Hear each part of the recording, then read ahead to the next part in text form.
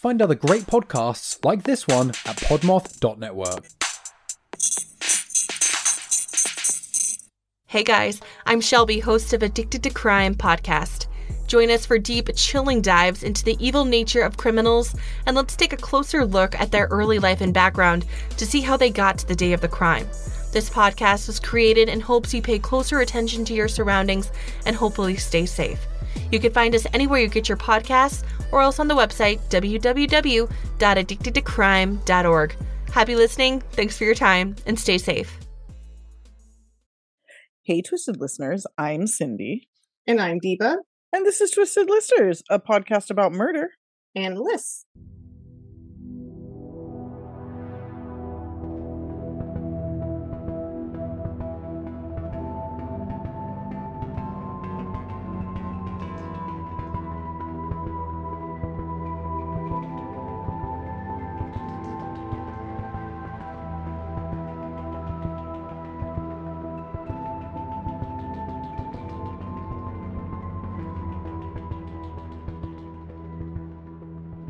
truncated lists, but Mhm. lists. A small list. Yes, we went from 10 down to 4.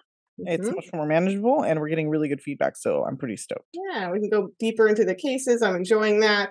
You know, I just told Cindy this last part here, I have like one of the worst, most disturbing, upsetting things I've ever researched. So I'm not sure how much I enjoyed the extra time to research it, get in depth here, but Yeah, but you did it. I did it. We're all going to suffer with you. Yeah. We're brought to you by the Podmoth Podcasting Network. They're amazing. Check out all the other podcasts on there. I joined a Facebook group, and Shelby, who's on one of the podcasts, said, I'd love to check out podcasts. And I was like, oh, check out ours. She's like, we're on the same network. I totally didn't recognize her name. Oh. Facebook, I don't know people's first and last names. And there's so many Shelbys in the world that Yeah. I was like, oh my God, I felt like such a dick. But anyway. We just posted part 2 of Charles Ng and Leonard Lake on the Patreon. Mhm. If you'd like to join us on Patreon, it's patreon.com/twistedlisters. We have posted jack shit on the TikTok, but we do post when we have good ones, so it's always worth a watch. You can join us there, just at Twisted Listers. If you'd like to join us on our Instagram, you can do that at Twisted Listers PCast. If you'd like to check out our amazing website, you can do that. TwistedListersPod.com. And if you'd like to send us an email with case suggestions, things you love about us, things you hate about us, or anything in between, you can do that at TwistedListersPod@gmail.com. And this is part 2 Mm-hmm. of Stolen Identity Murders, which has been a Yes. really good one. Very juicy, very twisty-turny. Yes. And Yeah. I got to use one very popular song by Lil Nas X, Call Me By Your Name. Oh, I noticed that. In the Yeah, I wasn't title. sure if you were referencing that movie, which is isn't that movie called that? It might be. I've never seen No. that movie. It's like an arty indie movie. I would never watch that kind of thing. Oh, I would. But that's not where I got it. I got it from Lil Nas X because That's- I'm fucking hip, guys. I love him, and that's what I heard. When I read it, I heard that in my Perfect. head. Okay, good. That's what I wanted. Oh, I'm But so then I proud. second guessed myself, and I was like, "Does Cindy? Yeah, you're like, Cindy's 39 and white. Is she hip with? Is she hip with Lil Nas X? Oh my Fuck gosh! yeah. He's like my favorite Instagram account to follow. He's hilarious. Oh yeah, he's Yeah. incredible I on love all channels. Yeah. Yeah, he's amazing. Yeah. Love him. Anyway, so this is an ode to him as well as some really fucked up cases. Do we have anything else to report? No, I'll just do a second shout out to my own for my own ego to the Ng and Lake episodes. I think it was pretty beefy. It was pretty extensive. Super beefy, yo. So for your $1, I think it'll really tide you over until the next one. Yeah, Patreon is $1 a month unless you do a Yeah. $5 tier, in which case you get these 5 hours early and without any ads. And you get our love and appreciation. You do. Yeah. I mean, you get Yeah. our love and appreciation if you give us anything. So Yeah, that's true. nothing but love. In any case, okay, should we go then, I guess? Yeah, let's do it. All right. I am doing the story of George Kalomeris. This takes place, George and Noreen Kalomeris, I should say. This takes place between 1995 and 1997. And what I find really interesting is the stolen identity murders usually have a time span because Yeah. this shit tends to go on for It's a while. process. Yeah. So George Kalomeris, let's start with him. He grew up in Washington, D.C. His dad was a cop turned teacher, which I find to be a really weird, unusual move. Yeah. Right. So George grew up like super smart, but super fucking lazy. One of those guys that wanted to make a lot of money without working hard. You know, he's always looking for like easy money, like the next like scam or scheme, or he probably didn't get taken by a pyramid scheme, but I wouldn't be like surprised to know that like he created a pyramid scheme, you know, like one of those guys, not like a trustworthy dude. So he would often like steal things, but he was kind of industrious about it. One of the things he stole was cable, like TV, like cable TV. For all you youngins who don't remember, back in the day, cable came to you in a box from one company. It was just a bunch of channels. And so George created, did I just call him Jord? George created a descrambler for cable boxes. So you would kind of attach this thing to your cable box and it would descramble all the premium channels so you wouldn't have to pay more money for those. This was short-lived because the cable company figured it out pretty quickly, but he was never caught. It's just the people who bought them ended up getting their cable shut off. So, okay. But this gives you an idea of the kind of guy that he is. Schemy. Very schemy and not afraid to just let other people kind of take the fall, you know? Yeah. So he's just sort of drifting along, living near home, not doing a lot, when his father introduces him to a 22-year-old woman named Noreen. Now, at the time they met, George was 38. So a very big difference. And they met, actually, I believe, in like 1995. She was born in, I think, 1973. And then he was born in the 50s. So very interesting that his father was like, here, 38-year-old George, meet this 22-year-old woman that you might want to date that you're fucking 16 years older than. But his dad was right. And the two got along super well right off the bat. And it said that George had a really charming side, which of course I believe because, you know, thinking about like narcissists and con men, like that's kind of how they roll, you know, like they tend to be very charming. They tend to be really manipulative. People don't ever see it coming, you know, smile to your face and then stab you in the back. So with Noreen, he was very charming all the time. She never saw like the bad side of George. So they fall in love, they get married, like within like a very short period of time. And they move to Noreen's parents' house because George isn't working. So he's not really up to much. And Noreen is finishing school. So they're kind of living at her parents' house, like not doing a lot. Finally, Noreen gets a job at Eastern Carolina University as a sign language interpreter. Okay. And the way she was able to do this is her parents were deaf. So she was raised speaking ASL, but she also went to school for it because I think she was like, well, I already know how to do it. Like, yeah, perfect. Yeah, so she went to become an interpreter, and it was a really good job. So George went with her, and they lived in I think it was South Carolina, I want to say. But he didn't do anything. He just didn't work. He continued to be George. But just chilling. Just hanging out, living off the lady, doing his thing. Yeah. And while he was doing nothing, he met another man who was also doing a whole lot of nothing. The couple had moved into an apartment complex where George met a man named Gary Thomas, a guy who was almost exactly the same age as George and also did not work. Now, Gary didn't work because his family was super, super rich. They'd made the Thomas built school buses, which I guess is like a huge school bus company. Brand of them, yeah. Yeah, I mean, who knows? Like, I never think about things like that. Do you ever think about like what company makes school buses? No, I don't imagine them being made. I feel like they just naturally generate on the earth. Just like, yeah, that's weird. It is weird when you think about like public services. Like, there's private companies that make that those supply things. That, yeah. Yeah, such a weird thing to think about. So Gary was definitely the black sheep of the family. Mostly because like George, he didn't want to work or do anything, but he also had some issues with drugs and alcohol, like pretty bad issues. Yeah. So he'd been in and out of rehabs that his family had paid for him to go to, but it just wasn't really in the cards for him to sober up. But still, his family did decide, you know, we're cutting you off, but they cut him off the way rich people cut him off, where they're like, you can't live at our house anymore, but we'll give you like a giant trust fund. Yeah. Okay. Cut you off in quotes. Yeah. Yeah. So like I said, this was 1995 and his family kicked him out of the house, but they set up a trust fund. His grandfather in particular, who was the one who I guess like made all the money and had control of most of the money. So he had $1 million trust and it would pay out like $2,000 to $3,000 every month. And then he could also, I mean, for 1995, that's pretty fucking good. Yeah. And then he could also write to the bank and ask for more money for specific things. And then like, I don't know if his family got to say yes or no or how it worked, but basically he'd write into the bank if he needed more money than like his monthly allowance, basically. Okay. So anyway, Gary and George became fast friends. Gary had a thing where he'd get drunk and brag about his money, and George, ever the huckster, was always looking for a way to make easy money. He also knew, because he talked to Gary all the time, that Gary didn't really talk to his family either. Noreen was not a big fan of Gary, especially after seeing him like drugged up or drunk or whatever. Yeah. So she actually helped George get him into rehab. And Gary even called his family to let them know that he was going to go in.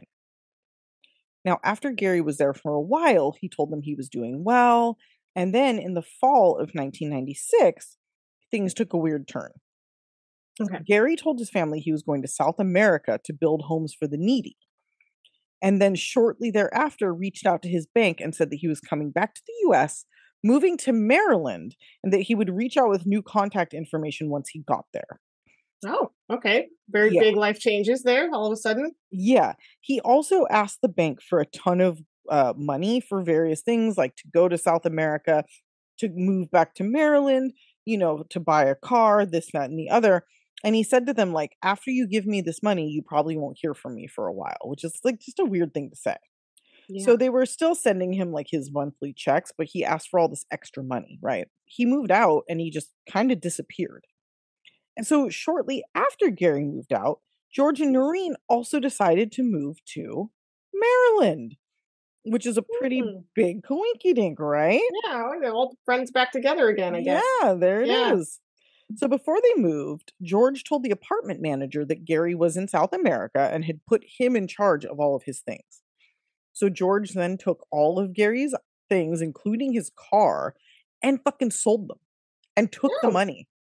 Yeah. Oh, interesting. Okay. Mm-hmm. He also canceled Gary's health insurance for him. Okay. Yeah. I feel like you might still need that, even if he's building homes for in South America. Yeah, but it's a monthly expense that comes out of his, you know, monthly bill. So, you know, if he doesn't need it anymore. So shortly thereafter, Gary's grandfather died, and Gary did not show up to the funeral. Now, Gary's grandfather was the reason that his family never gave up on him. So when Gary didn't show up to the funeral, his family is like, what the fuck is going on, right? Something's like that's wrong. Something's up. So now they're trying to find him. And even though he's like writing them letters, they're like, can we get on the phone with you? Can we come see you? You're in Maryland, right? Like, what's the deal? And he's like elusive. He doesn't respond. So they hire a private investigator to find him. And they find that his payments are being cashed in Maryland. They can't find him, but they just track the cashing of the payments to various bank locations in Maryland. Okay. Gotcha. Now enter 56-year-old Thomas Jones, a paraplegic farmer living in Maine. What?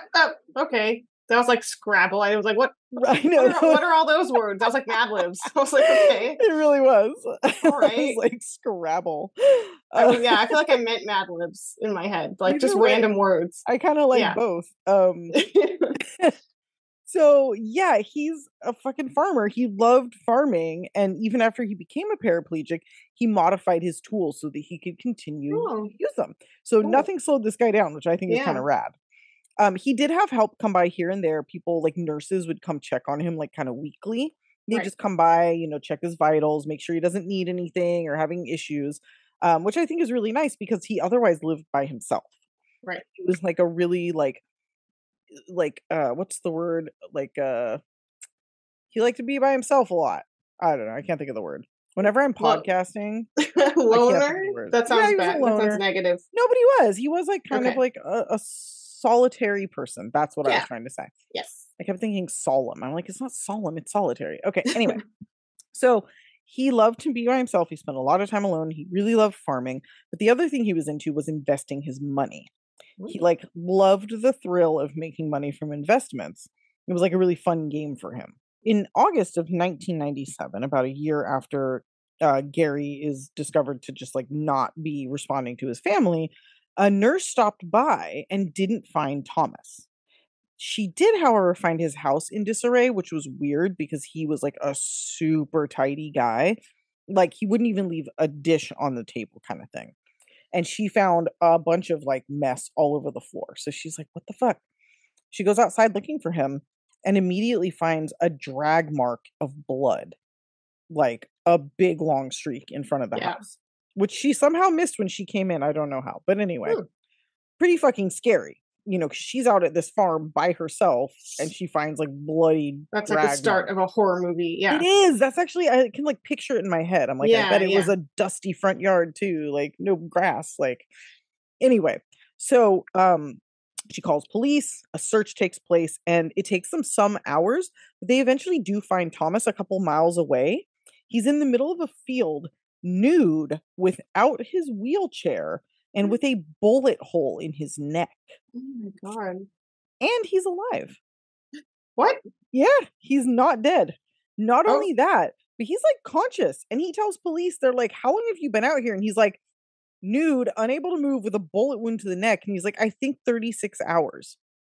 So at least like a day and a half. He's like, there. I love that he's got the count too. Like he's been keeping track or something. Yeah. Like, it's like counting the seconds. Like, yeah. He's kind of a badass guy. He is, dude. Like it's summertime out there. It's not like it's hot. He doesn't have water. He doesn't have anything. Jesus. I actually wrote, this man is a fucking badass. So I'm glad you felt that too. He is. I already beat you to it. Yeah, you did. It's what I do to you all the time.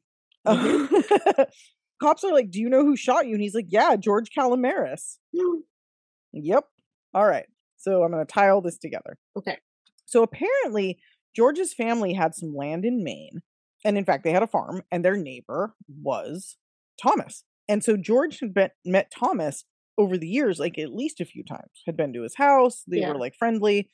So on this particular trip, George told Noreen he was going up to visit family and would be back in a day or so. He then went up, I'm pretty sure, with the specific intent of robbing and murdering Thomas. Thomas later recounted that George came to his house out of the blue, seemingly just to say hello, and then started kind of asking him about all of his investments and his coin collection. And Thomas was happy to show off the coins, but he became a bit suspicious when the conversation seemed to be only about his money. Yeah, tell me again how rich you are. What else do you have? Yeah, right. I know that about we're your like, investments. Yeah, we're like vaguely acquainted because I live sort of near you, or my parents do. But like, tell me all of this. Yeah, exactly. So Thomas starts being like, "This is kind of fucking weird," but whatever. Anyway, it's too late because eventually, pretty quickly, in fact, George pulls a gun out and shoots him right in the neck, trying to hit him in the head, I think. So Thomas is like slumped over in his wheelchair, just fucking bleeding on his floor. And George goes around and loots the house. He then takes Thomas and his wheelchair into the truck, drives him into the middle of nowhere, takes off his clothing, and dumps him in the field without his wheelchair. So Why I think take off his clothes? Because I think he was trying to get his body to like decompose more quickly, maybe. We'll talk about it. I think I have a theory that'll come up. Okay. Police are like, okay, let's go find George. So they go looking for George. They go to his house. They ask Noreen, and she's like, I haven't seen him in days. Like, he's been gone. I don't know where he is. They search the house, and they find a bunch of checks made out to Gary Wayne Thomas. Now we have Gary Wayne Thomas and Thomas Jones. So the police are like, okay, these must be this farmer's checks. Like this must have been stuff that he stole. So he has been to the house. She's lying. You know, that's kind of the first angle that they take. But then they realize like, no, these are actually two different people. So they realize pretty quickly that Thomas Jones and Gary Thomas are not the same person. Okay. So they then start reaching out to Gary Thomas's family, and they start kind of putting these things together because the family, independently with their private investigator, had been closing in as well. So police find an address for Gary Thomas in Dickerson, Maine. That's about an hour from where George and Noreen lived. So they go to this house and they find a man there, and it's not Gary, which I'm sure nobody was expecting me to be like, Gary was there cashing his own checks and living a happy life. Like, no. Mm-hmm. This man is like, oh, I'm friends with George, so I've allowed him to have his mail forwarded here. And they're like, Okay. but his name's not Gary. And the guy's like, I don't ask any questions. Like, we're friends. He asked if he could use this address. I said yes. And he said, George comes every couple days to pick it up. And they're like, okay, well, when's the last time you saw George? And he's like, oh, like a day or so ago. He came over and he had a wheelchair with him and he asked me to help him destroy it.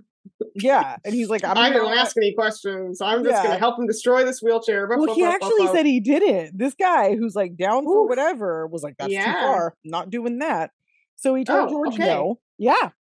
So George left. So they then go back to Noreen and Noreen's like, no, I still haven't seen him. I don't know what's going on. And cops finally are like, fuck this shit. They threaten Noreen.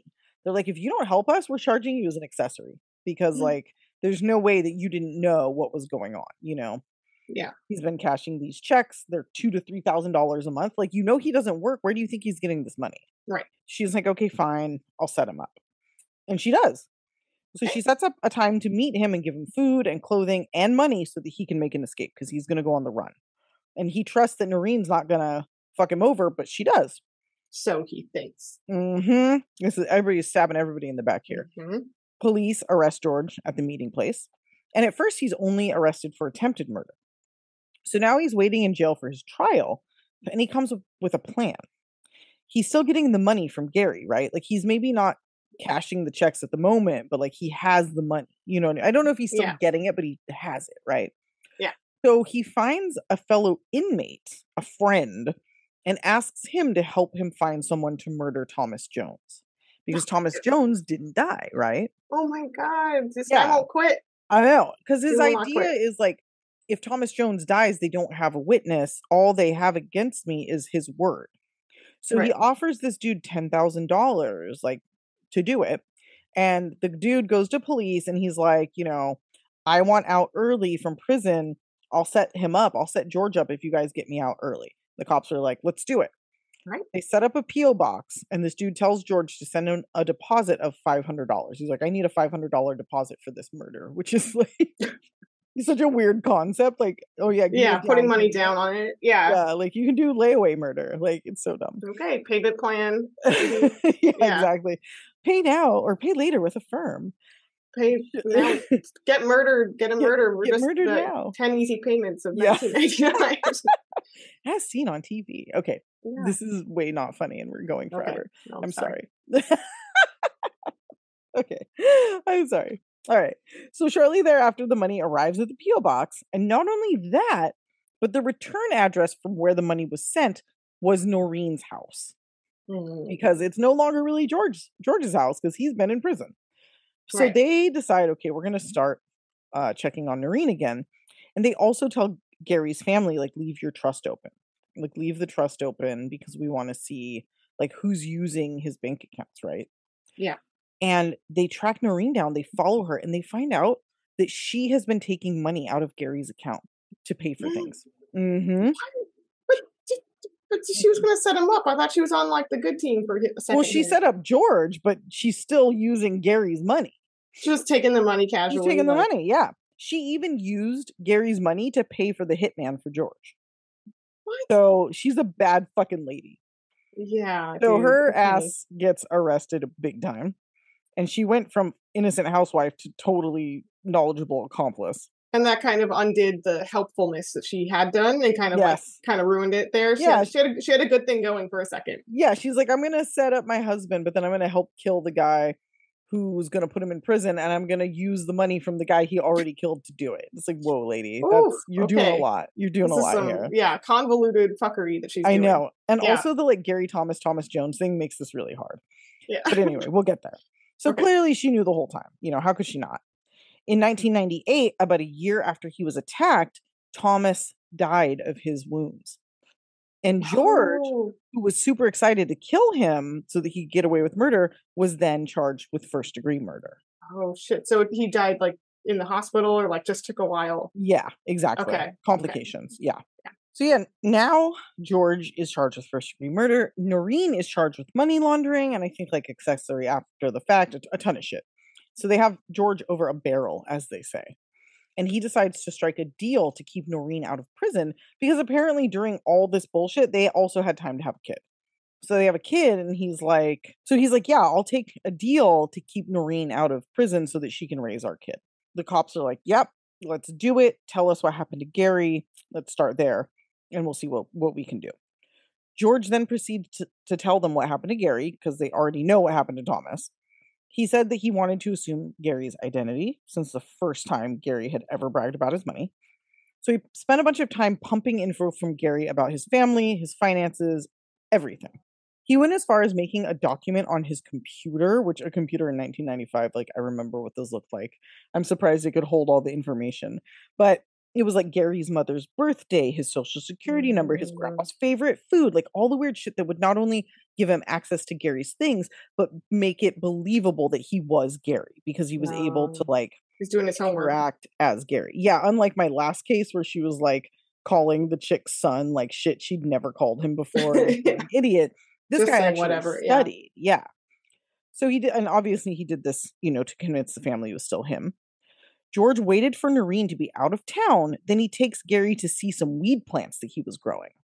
While they were there, George just unceremoniously shoots Gary in the back of the head, strips him naked, which is his thing, again, and leaves him in the dirt, hoping he would decompose quickly.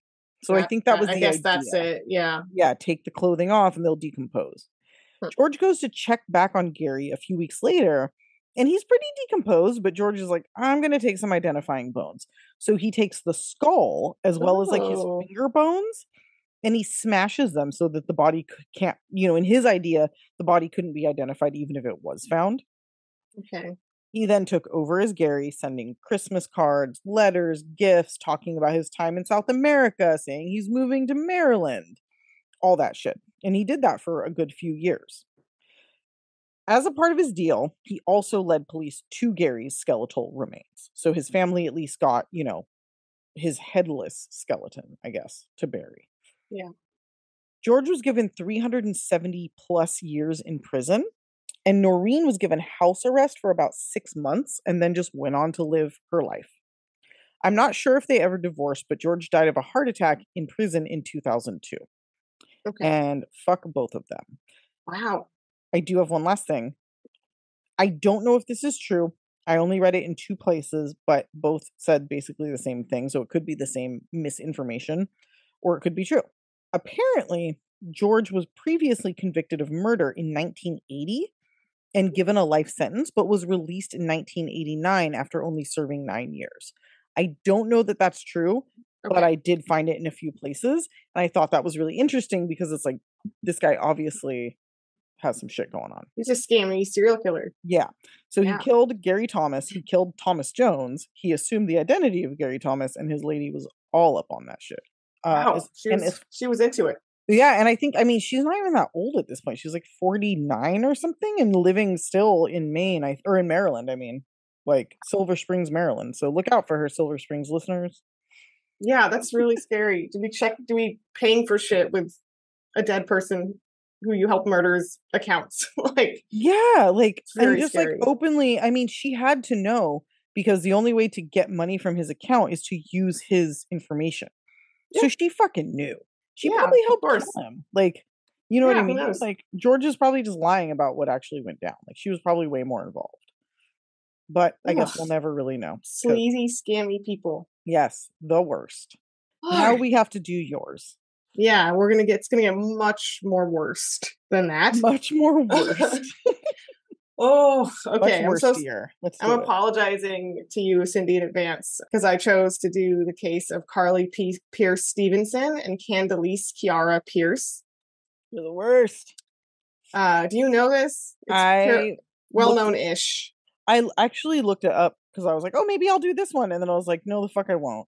So that's where I'm at. Okay. Yeah, here I am. So of course this happened in 2008 in Belanglo State Forest, which I'll talk about a little bit. Ivan Milat. Okay, yeah, sorry. Ivan Milat. Milat. You got to do that like Australian nasal thing, Milat. Ivan Milat. Yeah, that was so bad. I'm not. No, that was like are you Australian? That was perfect. Okay, I love it. So Karlie was 20 at the time in 2008. She was actually born in 1988. She was my age. Oh, all right. And I just want to point out, also being, knowing what I was like in 2008 around the time you met me, it's like I was a fucking idiot. Like, so this kind of puts it into perspective of Karlie, like basically when you're 20, just remember when you were 20. Like I was a fucking idiot. You were adorable. So I don't know what you're talking about. That adorable idiot, perhaps.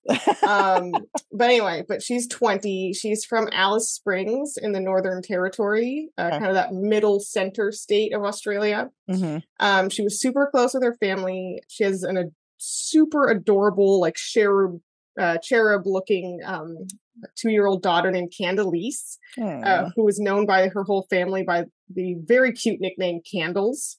Candles. I love that. Yeah, Candles. That's the cutest nickname. Very cute. And her family all say that she's an incredible, super devoted mom. She lives with her family and she's doing great. Yeah, because she's young, right? So she's yeah. And she wasn't with the dad and whatnot. So right. They're all kind of helping her out. Karlie could be a bit too trusting and naive with people, again, being 20. And according to her family, this factors into things when she starts dating one Daniel James Hold'em, who was 43. So quite a big age difference, especially for a 20-year-old, Yeah. That's rough. Yeah, that's not okay. Honestly, like, I'm sorry, like, I don't want to be all judgy, but like, I'm going to be judgy there. That's not cool. It's not fucking cool. I mean, I was 23 when I met my husband and he was 36. So I can't judge that much, but like, it's narrower in range. And it's much narrower. And I feel like I was a pretty adult, smart person, and she was clearly very naive and like someone that he saw and thought he could take advantage of, Yeah, 15 years and 23 years, that's it's very different. Yeah. And also I feel like in every year of your like teens and early 20s, you're growing up like 100 years, Yeah. And also men just don't mature as quickly. Sorry, male listeners. No, it's true. I feel like my husband and I kind of averaged out to like the same age, basically. Oh, yeah. Yep. Like, I feel that. Mentally. So anyway, so her family and friends do not like Daniel. Besides the age thing, they also just do not like him. Mm-hmm. They don't have a good feeling about him. He's also a drug dealer, and he has a pretty sizable criminal record, including fraud charges and drug charges. So all around, not who they want Karlie to be with. Yeah, that's fair. I wouldn't have a good feeling about this fucking guy either. So one day here in 2008, she suddenly leaves town on a road trip with Daniel and takes Candles with her. Okay. And her family is very surprised. They're like, what? Like, okay. Just out of the blue, like, goodbye, leaving. Just bails. Yeah, just moves out kind of. Or I'm not sure if it's moving out or just a road trip, but she's just gone. An extended like leave of absence from her family and just everybody. Out of the blue. Yeah, out of the blue. Okay. About a week later, one of, I think her sister, a family member hears from Karlie, who tells her at one point in the conversation that she thinks she's fucked up and she wants to come home. Uh-oh. Oh, that's so sad. But then she refuses their offers for a flight. She kind of brushes it off and seems okay by the end of the conversation. So they kind of leave it.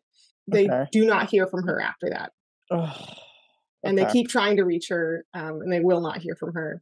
So she was reaching out to probably like try and make herself feel more reassured that she didn't fuck up, kind of thing. Like just having that connection with one of her friends or family to like not be so scared.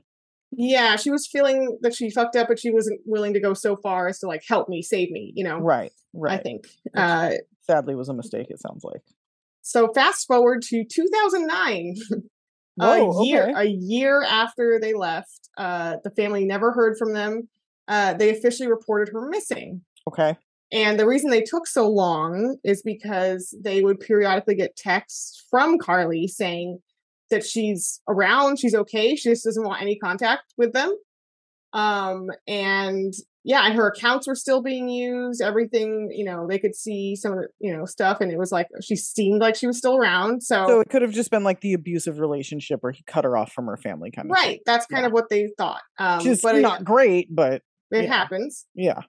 So a year in, her mom is like, nah. Finally. Just like, nope. Yeah.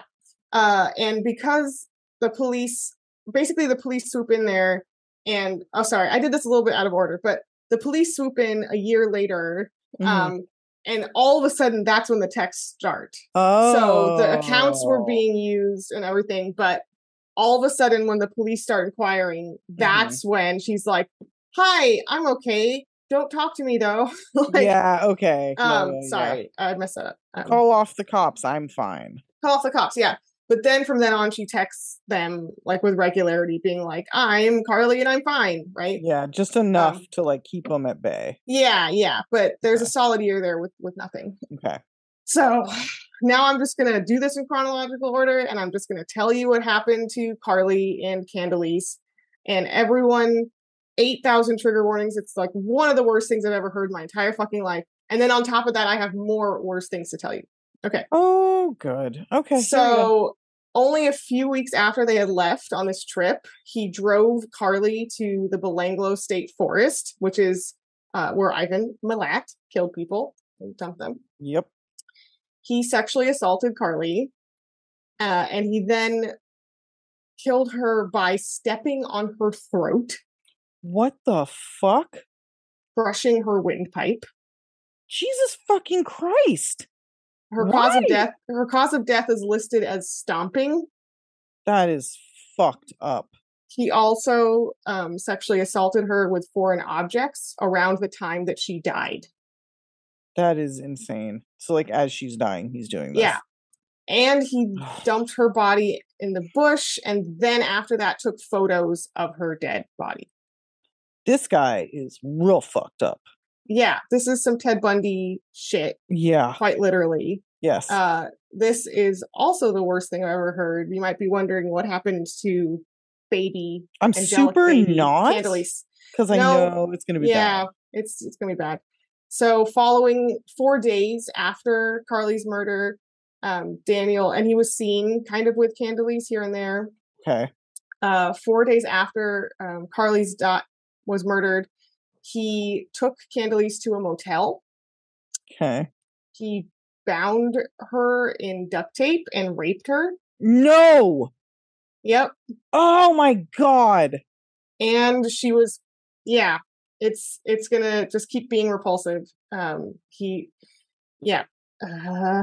she was found with dishcloths stuffed in her mouth. No. Duct tape and a towel wrapped around her head. No. And then stuffed in a suitcase, which he then threw on the side of the road. And her cause of death was actually suffocation from the duct tape. So she was alive when he wrapped it around her head. Yeah. Like 20 minutes of silence here. Yeah, it's literally the most like repulsive thing I've ever... One of the top most repulsive things I ever read about, again, for this whole podcast. Like, I'm not a death penalty person, but like... This is one of those butt cases. Yeah, it really is. It really is. Yeah. I hate to say that because I feel like... that's a baby. Like, she is a baby. That's a baby. Yeah. But trust me, 2-year-olds are cognizant enough that like... Yeah. That was a horrifying experience, and like probably enjoyed torture. The torture. Yeah. Jesus. Yeah. So monstrous shit. In 2010, 2 men riding on dirt bikes in the Belanglo State Forest come across a woman's skeletal remains in the bush. Okay. And this is Karlie, but she's unidentified at first. Right. And because she was wearing a shirt that said angelic, kind of in like that almost early 2000s script, right? Yeah, I can see it so perfectly in my mind's eye. Yeah, all pink and blue and stuff. Yes. Yeah. She becomes known as the Angel of Belanglo, as her kind of unknown, unidentified body moniker, right? I kind of hate that. Yeah. I don't like that they're like making anything about a murdered dead body like cutesy. I don't know. I don't like that at all. Yeah. I mean, it's kind of meant to be like haunting and sad too, I think. Yeah, it's just bad all around. I don't know. It doesn't work for me. Okay. So they put out a forensic reconstruction of her face, which does look pretty much a lot like her. They put out public calls for information, but they don't get anywhere. They do actually like think about Ivan Milat at first, but because of the dating of the body, she's found to have been killed 6 months to a year prior. So that's not, the timeline's not right. He would have been in prison. Okay, got it. So it's not Ivan. Police at that time still think Karlie's alive, remember, from the texts and her accounts being used. Yeah. So, boop, boop, boop, boop. 5 years go by. After her body is found? Yes. So she's found in 2010. Oh 5 years go by as when she's just there as the angel of Belanglo and a sketch, and her family thinks she's alive and not talking to them. 2015, 680 miles west of Belanglo State Forest, along the side of the Karunda Highway near the very small town of Winarka, a suitcase is found by a driver amidst some dirty, a bunch of dirty children's clothing thrown in a pile. Okay. And the suitcase contains the body of a little girl. Oh, God. So now the authorities have 2 unknown victims, and a forensic artist makes a digital recreation of what the little girl's face would look like to help to try to identify her. And they also release the pictures of her dirty clothes, which, by the way, I didn't enjoy looking at them. Like, kind of like makes you feel sick to see like really cute little girl clothes, which were probably purchased like also very recently, you know, like with love and for this little girl, and they're all like thrown in a heap. And they also have like pictures of her wearing those clothes, and they would put them side by side, and I'm like, ugh. So anyway, the authorities, like I said, released the photos of the clothes, and her family, meanwhile, Karlie's family was already kind of getting suspicious, of course. But finally, they see the thing about the little girl, and they see the pictures of the clothes, and the clothes are when it clinches for them, because that is they're like, that's it. That's her stuff. That's Khandalyce's clothes. Yeah. And they, heartbreakingly, one of these includes a small quilt that her grandmother had made for her. So it's super recognizable. Yeah, there's no denying that. That's definite right there. Yeah. So the family comes forward and says, we think we know who that little girl is. And this leads them to cross-test her DNA with Karlie. Weirdly, they finally make that connection. That's great. They identify both of them. And bip bop boop.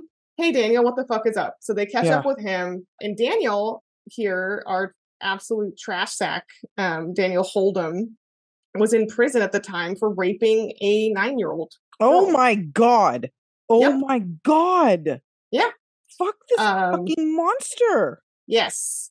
And authorities learned that he had a ton of previous charges, but also of violence against women. This is his thing. He's a disgusting trash waste of fucking space. Sentient garbage pile. God damn. And now here's where identity theft ramps real fucking hard up. So authorities discover that Daniel was in a car accident about 6 months before killing Karlie. Okay. He was in the car with his then girlfriend, Hazel Passmore, and her 2 of her children. The accident left Hazel very severely injured. She actually had to have a leg amputated, and she was bound to a wheelchair afterwards. Wow. And it killed her 2 children. That's fucking horrible. Yeah. And dude. While Hazel was in the car, I don't know if the accident was his fault, but let's just say it is, because it seems like he's that's fine with me. Everything's his fault. So while she was in the hospital, Hazel was recovering from her injuries. Daniel bailed on her and hooked up with Karlie, started a whirlwind relationship, and then left town to kill her. Oh, fuck. But wait, why did he want to kill Karlie? Was that like always his plan? I'll talk about that in a second. Okay. But yeah, he hooked up with her. They had this really fast relationship, and they left town. But he did all that after bailing on Hazel. Yeah, after she's like bedbound and shit. Oh. Yes. And oddly, prior to the accident, they had all kind of known each other. Hazel and her kids had known and hung out with Karlie and Khandalyce, and there's pictures of them together at a car show. So yeah, there was like a weird overlap there between Karlie and Hazel. Well, that's never good. Yeah. So after Karlie, this is going to be very wild here. After Karlie and Khandalyce's murders, Daniel and Hazel got back together. What? He doubles back. Yeah. Oh. So the prosecution alleges basically that the motive of these murders, and I'm kind of jumping into like trial territory ahead of time here, but the motive of the murders, if not the motive, it's kind of debated which it is, was that so Hazel could assume Karlie's identity. But why would Hazel need to assume Karlie's identity? for money, for the financial benefit of it. Okay. So she goes to the bank, Hazel does, as Karlie, posing as her to access her bank accounts. I think she gets like social security benefits or something of some kinds, like state benefits, literally using Karlie's death for money. Holy shit. Sometimes they're seen on bank security cameras going together. And they also text Karlie's family asking for money, which of course they dutifully deposit in her accounts thinking she was alive. So they're mooching money off of her family too. So this chick was in on it. Possibly. Yeah. She was down with the money afterwards at the very least. I mean, how would, okay, she knew Karlie. Yep. How the fuck would she think that she got to be Karlie if Karlie was still alive? And especially No. She knew she was murdered. Like, I'm just saying, like, she may not have known about it in advance, the murder. But like at the very least, she was down for it afterwards. Yeah, very least. So not only Hazel and Daniel, but a third person, apparently Daniel's ex-girlfriend, also partook in the financial crimes and got in on this. And together they stole $90,000 from Karlie's accounts and her family and from state benefits. Okay, so her family must have had money or something. I mean, I think it's also like, again, the cumulative benefits over 5 years. State benefits. Yeah. Okay. So, all right. That's a lot, though. Yeah. October 2015, Daniel's arrested in Cessnock, New South Wales. And just after 2 months later, he's also charged and arrested with the murder of Khandalyce. The trial's super delayed, which allows them to build a really strong case, which is helped by the fact that he tells someone, which I couldn't find out who that was. I'm not sure if it's a jailhouse, prison informant person. Right. But he had told at least one other person the whole story. And that includes all the graphic details that I just some of them that I just went through. So he's bragging about it essentially. Jesus Christ. And of course, the prosecution alleges in putting their case together that there was a sexual motive for all of this because he assaulted both of them, even though they can't technically prove it with Khandalyce because of the state of her body. It's assumed given his status as a pedophile. Right. And so they're basically, it's like financial benefit and child sexual assault. Which he was obviously into because that's what he was in prison for. Yeah. When they connected this to him. Those are the two primary motives here. Jesus. Those trophy photographs are found that he had kept on his phone. Yeah. Kept them on his phone there. They also find all of their identifying papers, including Khandalyce's birth certificate, which I just found particularly gross. Yeah, just hold on to that for later, huh? Yeah. Piece of shit. Kind of almost like trophy territory. Yeah. And they're also able to tell that both Karlie and Daniel's phones traveled to the same spot in Belanglo where she was found. So they corroborate it with all kinds of evidence. Mm-hmm. And this is one of the grossest things I've ever heard in my entire life. So there's one more nugget here for you. They find a notebook of Daniel's where he had a list of, this is how it's described, a list of children's names with their ages. And next to each, he wrote a note that said one of 3 words: rape, forced, or consent. Oh my God. And next to Khandalyce's name, because she was included, he wrote rape. Yeah, you fucking think? Jesus Christ. First of all, Daniel, none of them are consent. Yeah. No. Also, First of all, what's the difference between rape and force? That's my second question. Yeah. I think rape is all of them. Well, yeah. But the fact that he's trying to do like this gradation, this scale, he's trying to think some of them were worse than others. It's like, no, they're all rape, you fucking idiot. Yeah. And that he's trying to keep this list it's just so repulsive. It's fucking crazy. It's fucking crazy, dude. This is a fucking fucked up case. Yes, it is. And Hazel, our trash pile girlfriend here, flips on Daniel in order to avoid getting charged, which she doesn't. That's ridiculous. Yeah. You had enough that you don't need her to flip. Why are you giving her an out? I don't think they did. Yeah. And she gives the authorities the SD card so they can get those trophy photos of Karlie's dead body, et cetera, et cetera. But it's it is kind of angering. Yeah, they just wanted to let her off. And I don't know why. Probably felt bad for her, Yeah, maybe. But I super don't. I feel bad for her I dead don't. children, but I don't feel bad for Sure. her. Yeah. Daniel initially pleads not guilty. But Smart. then, after all the evidence kind of mounts against him, he eventually switches to pleading guilty. So there isn't a trial. However, he is forced to do a sentencing hearing where he has to face her whole family, including her father, stepfather, and grandmother, who give very intense statements that I stand by. Karlie's stepfather says, quote, "The death penalty would not be enough." Yeah, agreed. Yeah. Agreed. And he says that his hate for Daniel is, quote unquote, all consuming. Yeah, my hate for him is pretty fucking consuming. Like, fuck no, fucking guy. I respect, like, forgiveness is cool. No, shame on anyone who chooses to go that route with forgiveness and healing. But I have total respect for these people that need to feel like white hot rage. Yeah, no, I'm with them. Like, I'm not the forgiving type. Like, not for this shit. Too much. It's too much. Too much. And it's too torturous. It's like they were tortured. Yeah, and there's this is insane. And this is just, if you want to get sadder, here's one more little thing. Karlie's stepfather also talks about how the last years of Karlie's mother's life before she passed away from breast cancer in 2012. Ugh. So while Karlie was still like missing, she didn't know what happened to her daughter and her granddaughter, and it was like, all consuming for her too. And her last words on her deathbed were, "Are Karlie and Candles here yet?" No, Diva. You did not fucking add that. I did. It's look, my life has been ruined by this case. This is like, dude. Cindy's crying. It's like the saddest thing of all time. So fucking bad. No, I'm fine.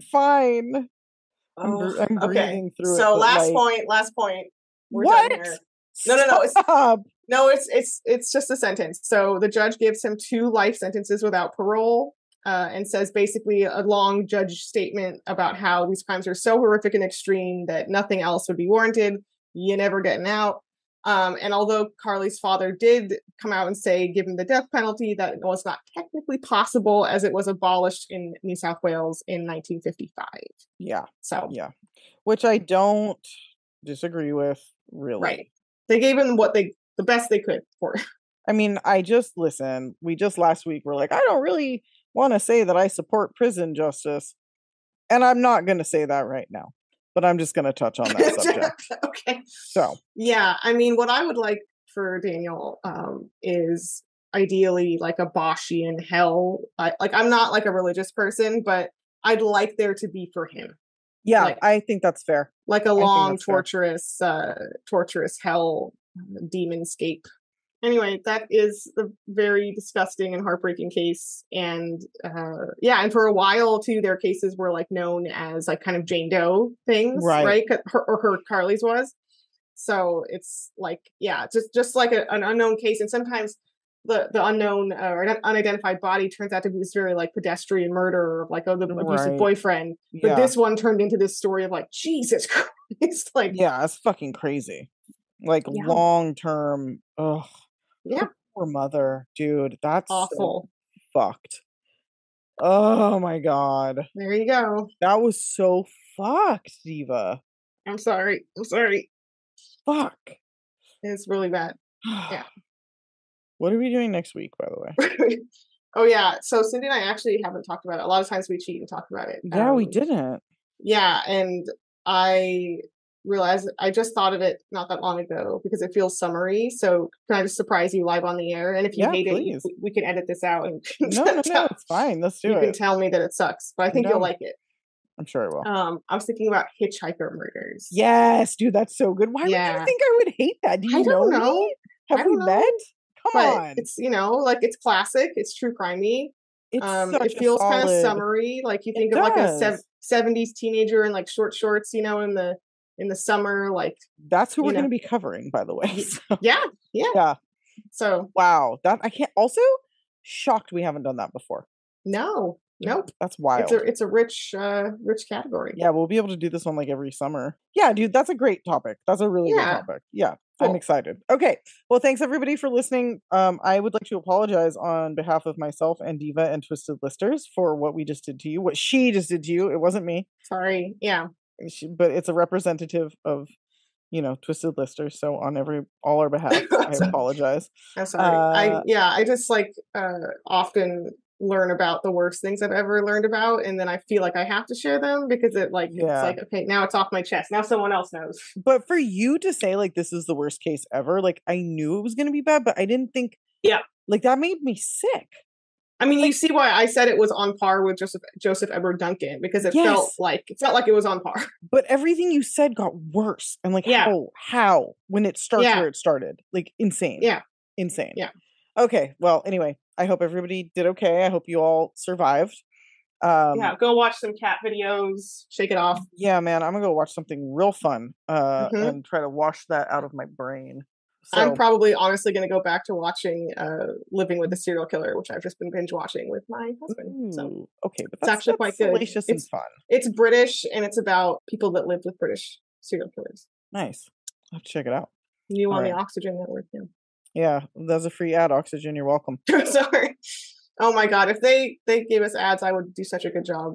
I know. People are missing out, man. They're missing out. I love Oxygen. Okay. All right. Well, until next week, go watch some Oxygen shows and stay off our list. Especially that one. Fuck. Bye.